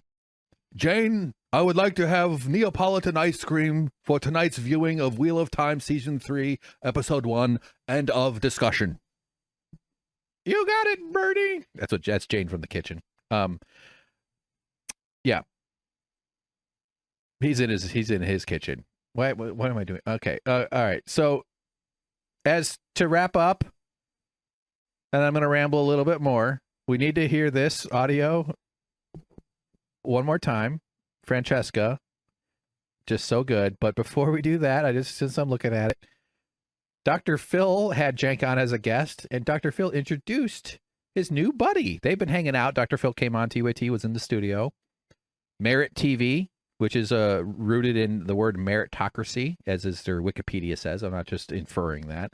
You know, because these white losers who make millions and billions off their goddamn horrible race supremacy society, which is a cover for their mediocrity, so that their mediocrity is not an imposition to them, that they can succeed through various mechanisms and without having to actually compete on any kind of fair or even close to fair playing field with the rest of humanity, which is what a race supremacy does for its dominant race. Yet they turn around and call it a fucking meritocracy. So he's got a TV channel, a whole media broadcasting company called Merit TV. such a joke. But I mean, I wouldn't be surprised if we hear it in some kind of partnership with Cenk. Cenk co-hosted with Dr. Phil on the coverage of Donald Trump's. It's not State of the Union because it's his first year. He has to be a full year before but it was his speech to Congress in February or whatever. It feels like 100 years ago. This whole nightmare society. So Cenk was part of that. Maybe there's money in TV. I'm not sure how big Dr. Phil is on YouTube, but there's still money flying around, especially if you're in the right wing billionaire placenta. And here's how Dr. Phil described his new pal Cenk Uygur and the company that he founded. Joining us now is California Democratic Congressman Roy Kahana. I fucked up. He called Roy Kahana. That's a whole separate all that build up and I ruined it. But here I have it right here. This is how Dr. Phil introduced his newfound buddy. The Roy Kahana came after this one. It's Ro Kana, by the way. Here it is. I'm talking about Cenk Uygur. Cenk is known for his passionate commentary, and he's built a platform, YTY. How are you doing, my friend? Good, brother. Good to see you. Good to see you. YTY. Why? How are you doing, Sorry, my platform, YTY? How are you doing? He called it the Young Turks Young. Welcome to the show, Cenk and Roy. My friend. Good, brother. Good to see you. Good to see you. So what's all this doing? What is all this doing for you, buddy? What is all this getting you? Let's just let Francesca lay it out. So if unionization is at an all-time low. God damn it, that's the wrong one. That's a whole different one I edited. Sorry, geez. What did it get you? Nothing. You know why? Because you look like a bitch. You know what I'm saying? You look like a bitch. That's what it is. Like, that's just what it comes down to. You don't look like a fighter. You don't look smart. You look like a bitch. One more time, Cenk. Turn up the volume. You don't look smart. You look like a bitch. That's just the reality. That's what it is. You look like a bitch. That's what it is. I love the way she whispers it for some reason. So it's very satisfying to the brain. So there you go. That's where we're at. This went way too long. God damn it. It'll be easier to edit still. It's no video. It's awesome. I'm so thrilled. I'm still going to have to do some editing because I had to jump around a bit there, but that's fine. As a first start. I do need to keep these at 45 to an hour, and that is possible. But a bit of an experiment. I know I've been struggling a lot with consistency, and it's still probably going to until the fucking film is done. But what I'm hoping happens is the fundraiser works. It's going to be stressful and exhausting, but I'm looking forward to it as well. I think it'll also be exhilarating and hopefully uplifting because I need. Oops, sorry, burping up coffee burps. I need help. I need a lot of help. There's a drawing I made that's in the press section of the website. I haven't yet posted. It's me on a field, my little cartoon guy, in this giant boss looking real angry. And the metaphor I'm hoping to convey is I'm looking for allies. I need you to line up with me on this field. And the world is filled with other reasons other causes, much more important, much more dire, much bigger. It feels almost like a quaint to be trying to do this right now with what's happening right now in society and with the world and with things going completely haywire. things are really scary and bad, and you have every reason to not have the extra money around. I mean, partially how they keep us under control is they can limit your ability to support others by making your life harder, by making you have to work harder as you cling to the things you have and to your expenses and all the sacrifices that we're making so that the billionaires can buy a Lexus in 17 million years. That's what we're doing it for. And we're going to destroy the planet in the process. So things have to change. But if you do have an extra bit, if you've ever stopped, if you're a former TYT viewer and you took off, you stopped paying them maybe $10 to a guy who worked there. I mean, I went through a much more intense version of what all the TYT viewers who are disillusioned with TYT did. I went to work for TYT. I sold my business in 2013, moved across the country, and worked there in 2013, 2014 through part of 2015. And then back, I worked for Jimmy Dore in 2016, still part of the TYT world, and then back at TYT in 2018 through 2020, which you've heard a lot about now. And now I've been also working on this whole project as well. And it's a big story, and it's about labor, and it's about bigger themes than TYT. Cenk's clumsy capitalism is good for deconstructing and for hopefully helping to educate people and to teach people stuff and help people learn. And I'm so eager to be finished. But I don't want to phone it in, especially once I get a bunch of people. And I already have had people give me some money and help me out. That's immensely meaningful, because there was times here where I just felt like dead at sea with no wind in my sails. And I still have these moments this last few weeks has been, I'm just tired. And so it hits me. And, but when people are showing up and turning up with some help and some support, and especially once I finally pull the trigger, or I know that's for some reason there's a violence, and I don't mean any violence, but like just set forward the PR tour part, which I've been prepping for, which is what these Substacks I'm working on are also about. I'm hoping to see a lot more. I'm hoping to raise 50 grand. I think we've raised about 2, which is awesome, and that's genuinely uplifting for me. Already got better headphones. Truly a gift for someone with my kind of brain. Helps my focus, and so I get why, asking for money is just so humiliating. It's so embarrassing. But if you could spare a bit, please do. Doesn't have to go through GoFundMe. I also have Coffee. It's Ko-Fi. Patreon is good, and PayPal Direct as well. So yeah, and it's a group project though. I need people to rally to my side. I need this field to fill up, and we're gonna finish this fight. And just think of the meltdown Cenk is going to have when he finally has to tell the truth, when someone actually brings it to him and has done the research in terms of seeing all the evidence I have posted, the NLRB notice. Someone's going to show him that. That's all over I see it cropping up here and there. It's all over my Substack. I post it all the time. And I would love the NLRB notice that says notice to employees, because I have one. I forgot to, I was on the Vanguard a week or so ago. But it's really dramatic to like show the camera, but I want to see that in Cenk's hand. I want to see him hold that up to the camera in his studio and say, this was on our wall. This was about my union busting, and we did not tell you about it. We hid this from you. That's that's part of the truth that he needs to tell his audience. I'd love to see that.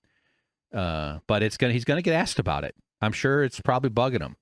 That's why he's labeled me an enemy, not that he said it directly or explicitly about me, but we can infer that I'm on that list for sure.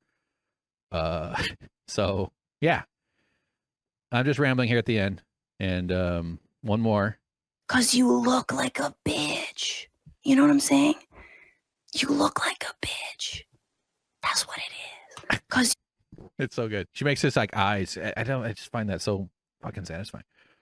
All right, good. We did it. 2 hours. That's an hour too long, but I kind of found my stride here with playing this Cenk shit. And I'm sorry if it's repetitive too. Believe me, I'm sick of it as well. But it's gonna get it's got to be repetitive. I'm also sort of operating from this notion a lot of new people are finding the show as well, more and more. And there'll be a day where I don't even talk about this crap and we move on. And that's going to be great. Unfortunately, though, if the film succeeds, I'll have to talk about it more. But that's the risk I took, and it sucks. So help me torture myself further, please, with some help if you can. And don't worry if you don't. I know, and I'm just trying to get used to begging because it's the only move I got. Talk to you guys again. Take care of yourself. Stretch. I'm doing a deep squat thing, trying at least. Not that I'm gonna go. I'll go on another time. But I want to be a deep squat guy. In other words, I just want to be able to like hold my butt down by my ankles without my knees and ankles hurting, because human beings are okay. Whatever. I'll get into it again. We'll get back into it. Take care of yourself.